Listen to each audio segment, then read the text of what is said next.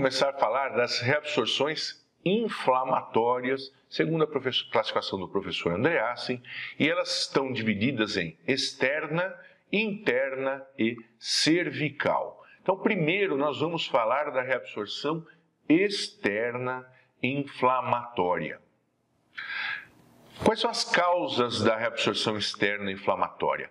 Basicamente, a causa é uma infecção endodôntica. Há uma infecção endodôntica que causa uma reabsorção pela ação dos osteoclastos. Mas por que ocorre?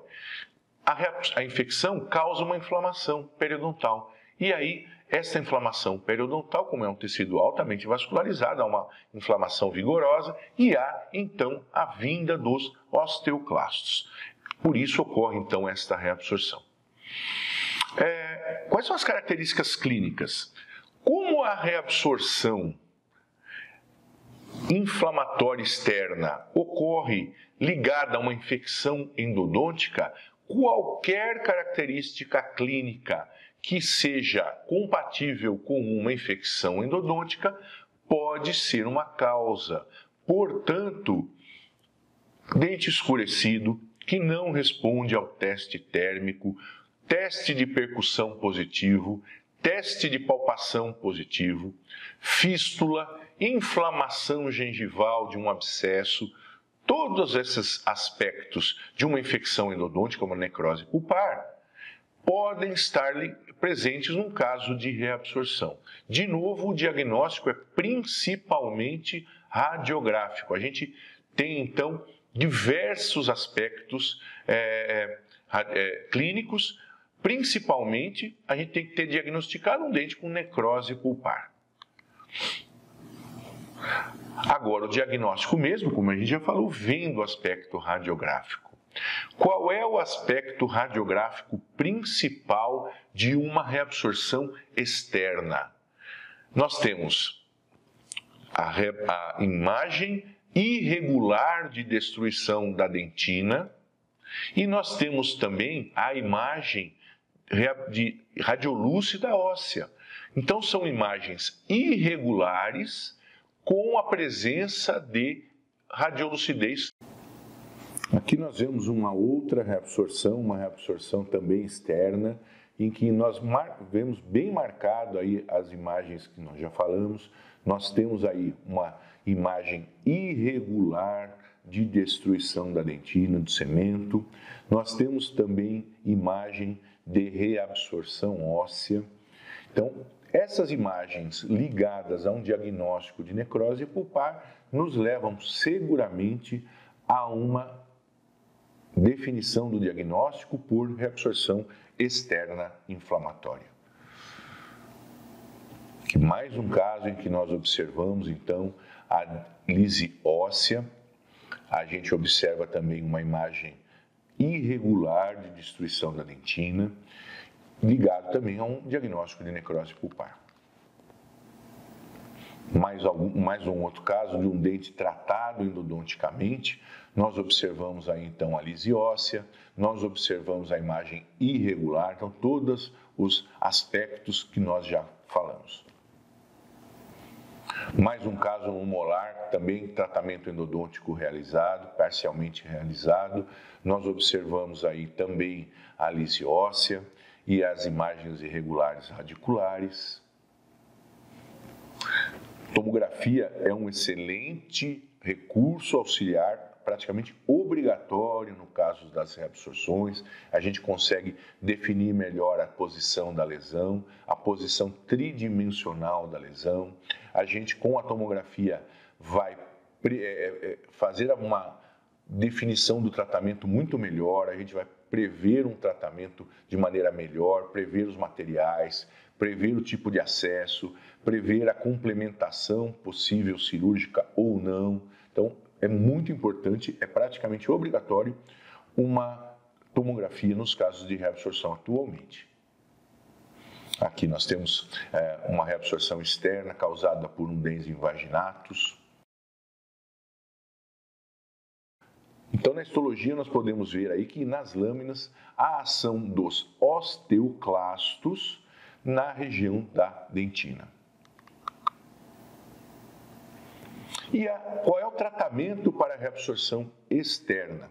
Tratamento, como a causa é uma infecção endodôntica, o tratamento é a descontaminação. Se nós removermos a contaminação por micro-organismos endodôntica, nós vamos resolver o caso, não vai mais haver um processo inflamatório e não vai mais haver a vinda dos osteoclastos. Então, basicamente é o tratamento endodôntico, ou o retratamento, se for o caso, ou até mesmo, em alguns casos, a cirurgia paraendodôntica. Mas, basicamente, o tratamento endodôntico ou o retratamento endodôntico resolvem a grande maioria dos casos de reabsorção externa inflamatória. Então, aqui nós temos um caso, de um dente com reabsorção externa, além disso, uma calcificação radicular, provavelmente um dente acometido por trauma. Nós vimos aí, há 10 anos ocorreu o trauma, uma coroa escurecida. Na tomografia nós podemos ver melhor as extensões da lesão, tentar encontrar o canal, para ver se a gente pode ou não encontrar o canal. E foi feito então um tratamento endodôntico muito simples. A gente conseguiu encontrar o canal, fez a descontaminação. Eu gosto nesses casos de fazer no mínimo uma medicação com hidróxido de cálcio ou com medicação biocerâmica, no caso o Biocetemp, e então depois realizar a obturação numa segunda sessão. Aqui nós vemos um outro caso do colega do professor Hugo Bastos, em que há uma reabsorção de grandes dimensões, uma reabsorção externa, em que foi feita então a descontaminação, a medicação com hidróxido de cálcio e posteriormente a obturação com MTA. E aí o acompanhamento de 3 anos, a gente vê uma reparação muito boa, principalmente em contato com o MTA, a gente vê que o tratamento de grande qualidade, de muito sucesso. Mais um caso de tratamento endodôntico, uma reabsorção de grandes dimensões. Então, nós temos aí reabsorções generalizadas nos dentes anteriores, em que então foi feita a descontaminação, a medicação e, posteriormente, a obturação com cimento Bioseciller. Mais um caso de uma reabsorção simples de um dente molar, causada também por infecção endodôntica, uma reabsorção externa, inflamatória, e foi feita então a descontaminação, o preparo endodôntico, a medicação com hidróxido de cálcio durante 1 mês e a posterior obturação. Então, são casos que não são tão difíceis, a gente há um pouco de dificuldade talvez na obturação, mas a gente costuma utilizar, quando há uma dificuldade no travamento, plugs apicais, sempre cimentos biocerâmicos. Então, com esses materiais, com esses recursos, hoje um tratamento desse tipo é um tratamento relativamente simples de execução e com excelente prognóstico. Mais um caso de retratamento, então um paciente com abscesso periapical agudo, um tratamento endodôntico parcialmente realizado, então foi realizada a abertura, um dente escurecido, com uma prótese, foi realizada a abertura, um dente com um abscesso agudo muito grande. O paciente tinha muita dor, então a gente fez a drenagem, fez a medicação 1 mês com Biocetemp e a posterior obturação.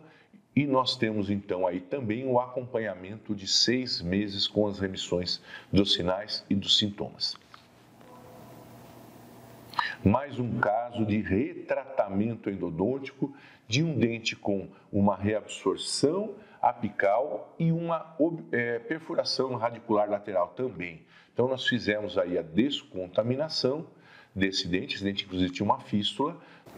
Fizemos então toda a descontaminação, aplicação de laser, medicação 1 mês com Biocetemp e posterior obturação.